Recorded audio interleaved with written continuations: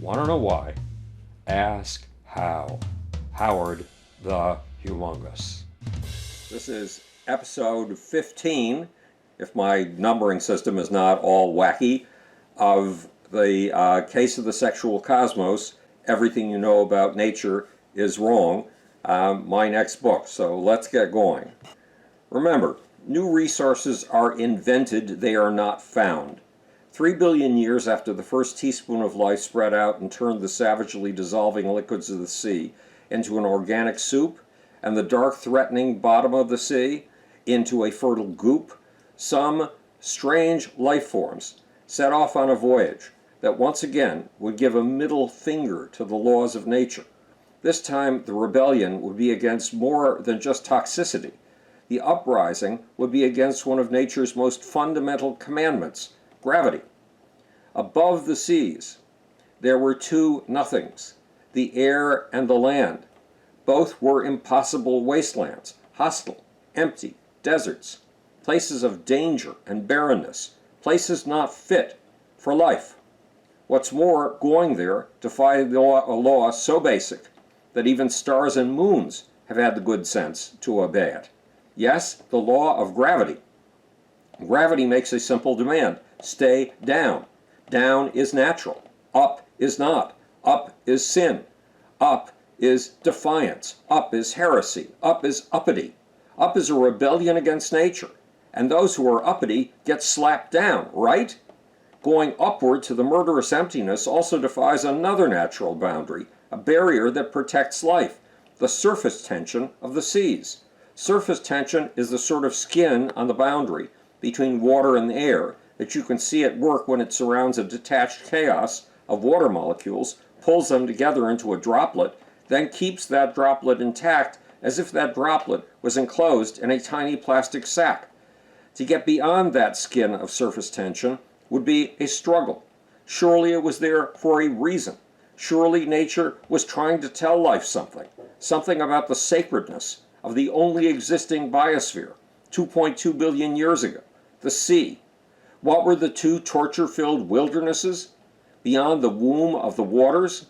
One was a vast emptiness where the radiation reigned supreme and temperature changes were appalling. The air, the atmosphere. The other was a barren waste with a face of naked stone, empty rock. Rock where you could starve for a lack of food and where you could dry down to a lifeless flake for a lack of water.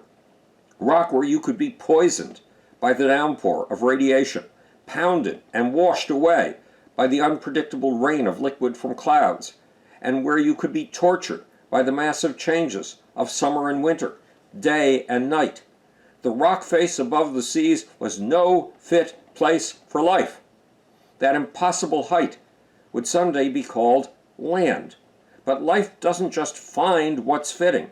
It makes things fit. It makes the impossible proper, the toxic tasty, and the barren rich. Despite nature's law of gravity, life thrived by aspiring high. Life thrived by mounting space programs. Roughly 1.65 billion years after life began, a few brave bacterial search parties managed to struggle through the surface tension barrier and rise up, making their way to the sterile and hostile rock face beyond the sea, rising from the nurturing embrace of the waters to the raw, wind-scoured, sunlight-battered stone of land. It may have been an accident.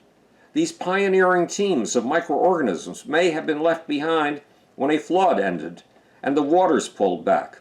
They may have been abandoned when puddles dried up, left behind to die in a yawning, empty space on high.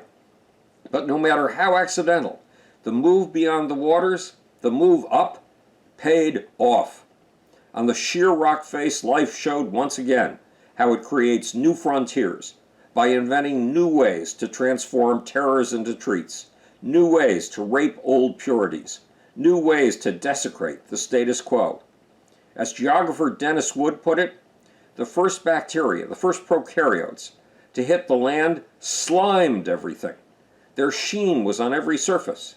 They painted rock and riverbank and mud flat and pond with crazy colors, with chemical colors, acidy and sharp, hallucinogenic oranges and aquamarines, and brilliant reds and greens. This was the start of something many of us consider a sin, vain display, a new supposed sin that would someday produce a grand advance. Why the flamboyance? Why the colors? Competition, my community versus yours, differentiation based on different strategies for eating the environment and for dodging its dangers. My community flashing one color, your community flashing another. Continues Wood, some of the colors came from pigments bacteria had evolved to hook up the energy of the sun. Others came from pigments they'd evolved to protect themselves from its ultraviolet radiation. The earliest photosynthesizers, anaerobic green and purple sulfur bacteria, came in all kinds of pinks and greens. Among these color wearers were some of the greatest material miracle makers in the history of the cosmos, astonishing new transformers of terrors into treasures. These wonder workers grabbed photons of light, machine gunned from the sun, incoming bullets of radiation, and turned those into energy sources. They used these bullets of light to start a flow of electrons that powered the manufacture of new molecules, molecules that defied nature, carbohydrates and sugars. They turned the toxin of radiation into the gift of light. The result graffitied the natural landscape. Says Wood, cyanobacteria, the earliest oxygenic photosynthesizers, bloomed scums bright and thick like oil paint. Some of the scums were green, some were blue-green, others were purple. Desecrators of the natural landscape were innovators. What's more, waste and garbage piles were life makers and life savers, explains Wood, because the photosynthesizers ran off the energy of sunlight. They couldn't bury themselves in the mud like other bacteria to hide from the destructive energy of the ultraviolet.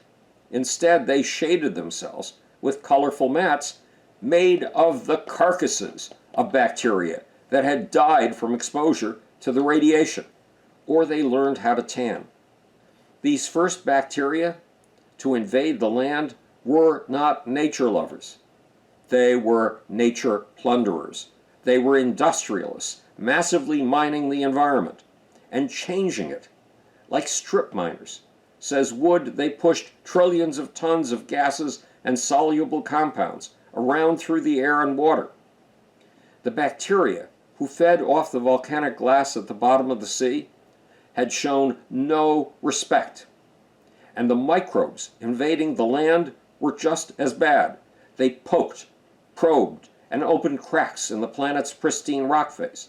They produced chemicals that penetrated the tiniest orifices of the cracks and turned this third pebble from the sun's outermost coat of rock, its pure and virginal skin, into powder. And worse, microbes defecated mineral particles from which new rocks would be made. 2.6 billion years ago, those first microbes to test the land turned rock, light, and rain from dangers to delicacies, and turned chemical catastrophes into food, fuel, and shelter. They turned a nothing into an everything. They turned a terrain of tortures into a home. Meanwhile, they laid the rock face waste, and they laid their waste, their litter, their trash, and their garbage all over the place. But that waste was not what it seemed. Yes, it was materialism, consumerism, and throwaway culture run wild, but it was not a desecration. It was a new consecration. It was a new layer of the sacredness we call green, a new layer of the biosphere. That microbial waste was the first hint of what we'd someday call topsoil. It was the first layer of what we'd someday call nature's resource base. To repeat, it was the first taste of what we'd someday call our planet. It was the first taste of Earth. It was the first layer of what we'd someday call nature. This is Howard Bloom, speaking to you from the future. It's your job and my job to make. Or, want to know why? Ask how. And now, for the sneaky, slimy, sneezy, sleazy little off button.